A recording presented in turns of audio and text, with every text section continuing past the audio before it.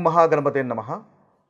November మాసంలో ద్వాదశ రాశుల వారికి రాశి ఫలితాలు ఏ విధంగా ఉన్నాయో చూద్దాము. ముందుగా ఈ నవంబర్ మాసంలో ఉన్నటువంటి గ్రహస్థితిని ఒకసారి మనం గమనించినట్టయితే ఈ మాసంలో ముఖ్యంగా మనకి గురువు కర్కటక రాశిలో సంచారం చేస్తున్నాడు. అదేవిధంగా శని మీనరాశిలోను, రాహు మనకి కుంభరాశిలోను, అదేవిధంగా కేతువు సింహరాశిలో సంచారం చేస్తున్నాడు. ఇవి దీర్ఘకాలికంగా సంచారం చేసేటటువంటి గ్రహాలు. ఇక ఈ మాసంలో ముఖ్యమైనటువంటి గ్రహ మార్పును కనుక మనం చూసినట్టయితే ఈ మాసంలో శుక్రుడు ముఖ్యంగా తులారాశిలో సంచారం చేస్తున్నాడు. ఈ మాసం మొత్తము దాదాపుగా శుక్రుడు ఈ రాశిలోనే సంచారం చేస్తాడు. ఇక రవిని కనుక చూసుకున్నట్టయితే రవి కూడా తులారాశిలో సంచారము, అదేవిధంగా వృశ్చిక రాశిలో సంచారం చేస్తున్నాడు. దాదాపుగా ఈ మాసం మధ్య భాగంలో రవి తులారాశి నుంచి వృశ్చిక రాశిలోకి సంచారం అనేది ఉంటుంది. ఇక చూసినట్టయితే కుజుడు దాదాపుగా ఈ మాసం మొత్తము వృశ్చిక రాశిలోనే కుజుని యొక్క సంచారం అనేది ఉంటుంది. ఇక బుధుని యొక్క సంచారము మనకి వృశ్చిక రాశిలో ఉంటుంది. అదేవిధంగా దాదాపుగా చివరి వారంలో మనకు తులారాశిలోకి బుధుని యొక్క సంచారం ఉంటుంది. బుధుడు ఈ మాసంలో వక్రీ కూడా అవుతున్నాడు. ఇది స్థూలంగా ఈ మాసంలో ఉన్నటువంటి గ్రహస్థితి. ఈ గ్రహస్థితిని ఆధారంగా చేసుకొని ద్వాదశ రాశుల వారికి ఎలాంటి ఫలితాలు ఈ మాసంలో కలుగుతున్నాయో చూద్దాము. కుంభరాశి వారికి నవంబర్ మాసంలో ఉన్నటువంటి ఫలితాలు కనుక ఒకసారి చూసుకున్నట్టయితే ముందుగా ఈ రాశి వారికి ఉన్నటువంటి గ్రహస్థితిని కనుక ఒకసారి మనం గమనించినట్టయితే వీరికి రవి 9వ స్థానంలోను, అదేవిధంగా దశమ స్థానంలోనూ సంచారం చేస్తున్నాడు. చాలా చక్కటి ఫలితాలు రవి వల్ల 2వ భాగంలో కలుగుతున్నాయి. శుక్రుడు 9వ స్థానంలో సంచారం చేస్తున్నాడు. బుధుడు 10వ స్థానంలో సంచారం చేస్తున్నాడు. అదేవిధంగా బుధుడు 9వ స్థానంలోను, అంటే వారం చివరి భాగంలో 2వ స్థానంలోను. ఇక చూసినట్టయితే శని 6వ స్థానంలోను, రాహు 1వ స్థానంలోను, కేతువు 7వ స్థానంలోను సంచారం చేస్తున్నాడు. ఇవి స్థూలంగా మనకి కుంభరాశి వారికి ఉన్నటువంటి గ్రహస్థితి. ఈ గ్రహస్థితిని ఆధారంగా చేసుకొని ఈ రాశి వారికి ఉన్నటువంటి ఫలితాలు కనుక మనం ఒకసారి చూసుకున్నట్టయితే ముందుగా వీరికి చాలా అనుకూలమైనటువంటి ఫలితాలే అధికంగా కలుగుతున్నాయి. అనుకూలమైనటువంటి ఫలితాలు మనం ఒకసారి గమనించినట్టయితే వీరికి శుక్రుడు చాలా చక్కటి ఫలితాలు అధికంగా కలగజేస్తున్నాడు. శుక్రుడు 9వ ఇంట్లో సంచారం ఉంది, బుధుడు 10వ స్థానంలో సంచారం ఉంది. ఈ 2 గ్రహాలు ఈ మాసంలో అనుకూలంగా ఉన్నాయి.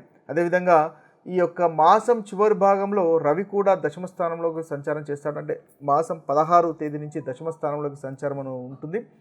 అప్పుడు రవి వల్ల కూడా చాలా చక్కటి ఫలితాలు ఈ కుంభరాశి వారికి కలుగుతాయి. ముఖ్యంగా శుక్రుని వల్ల ధార్మికమైనటువంటి ఆధ్యాత్మికతమైనటువంటి పనుల్లో మీరు పాలు పంచుకునేటటువంటి అవకాశాలు కనిపిస్తున్నాయి. ప్రాపర్టీకి సంబంధించినటువంటి విషయాల్లో అనుకూలత అనేది ఉంటుంది.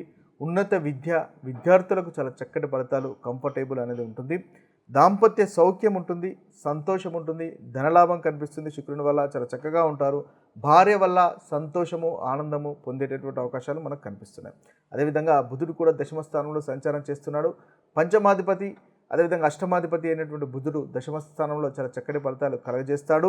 ముఖ్యంగా మీ యొక్క ఎఫర్ట్స్ వల్ల శత్రువులను జయించేటటువంటి అవకాశాలు మనకు కనిపిస్తున్నాయి. అదేవిధంగా కుంభరాశి వారికి ఇన్వెస్ట్మెంట్స్ వల్ల లాభాలు మనకు కనిపిస్తున్నాయి. అనుకోకుండా ధనలాభం ఉండేటటువంటి అవకాశాలు మనకు కనిపిస్తున్నాయి. మీరు పనిచేసే చోట చాలా అనుకూలంగా ఉంటుంది. మీ యొక్క వాక్కు ద్వారా చాలా చక్కటి ఫలితాలు పొందగలుగుతారు. వివాహ ప్రయత్నాలు అనుకూలంగా ఉన్నాయి. గౌరవ మర్యాదలు సమాజంలో పెరిగేటటువంటి అవకాశాలు మనకు అధికంగా కనిపిస్తున్నాయి. 2వ భాగంలో కూడా రవి తోడవుతాడు. ఈ రవి తోడవడం వల్ల ప్రభుత్వం నుంచి రావాల్సినటువంటి బకాయిలు ఏదైనా ఉన్నట్టయితే అవి కూడా మీకు 2వ భాగంలో వచ్చే అవకాశాలు ఉన్నాయి.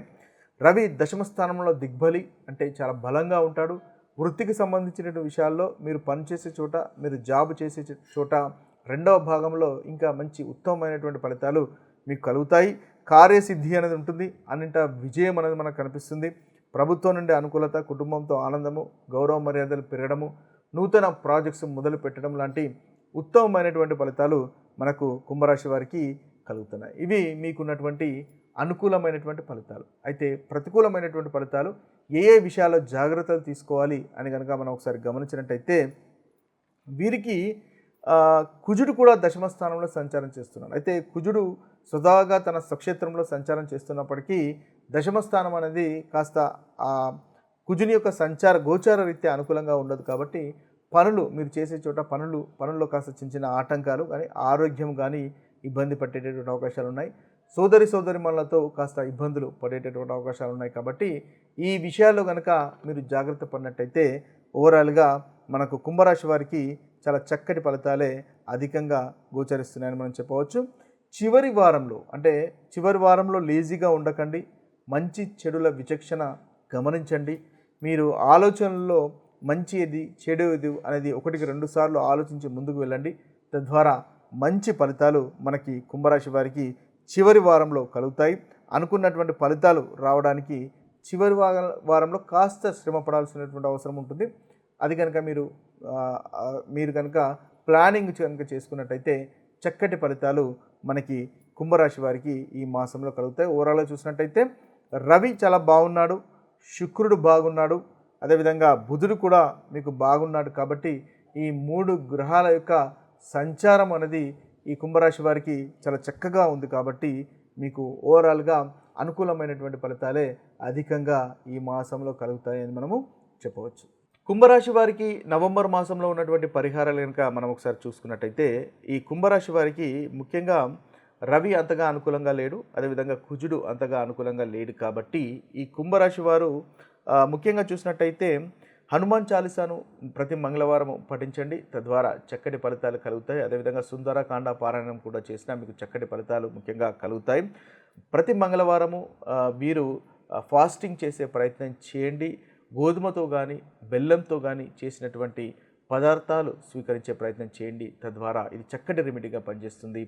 మీకు కుజుని వల్ల అంటే ప్రాపర్టీస్కి సంబంధించినటువంటి విషయాల్లో కానీ, అదేవిధంగా భూమికి సంబంధించినటువంటి విషయాల్లో కానీ, వాహనానికి సంబంధించినటువంటి విషయాల్లో కానీ, డిస్ప్యూట్స్ కానీ ఏదైనా ఉన్నట్టయితే అవి చక్కటిగా ఆ ప్రాబ్లమ్స్ అన్నీ తొలగిపోయి అనుకూలంగా మారేటటువంటి అవకాశాలు కలుగుతాయి. ముఖ్యంగా మహామృత్యుంజయ మంత్రాన్ని కూడా పఠించడం వల్ల చాలా చక్కటి ఫలితాలు మనకు కుంభరాశి వారికి కలుగుతాయి. ఏదైతే మనం చూసుకుంటున్నామో దశమానికి సంబంధించిన అంటే వృత్తికి సంబంధించినటువంటి ఇబ్బందులు తొలగిపోతాయి హనుమాన్ చాలీసా పఠించడం వల్ల.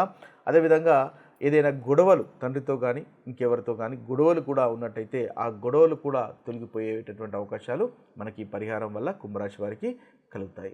ఇవి స్థూలంగా మనకు 12 రాశుల వారికి ఉన్నటువంటి పరిహారాలు. మరొక వీడియోలో మరొక రాశి ఫలితాలతో కలుద్దాము. అంతవరకు సెలవు. సర్వే జన సుఖినో భవంతు. సర్వే సుజన సుఖినో భవంతు. నమస్తే.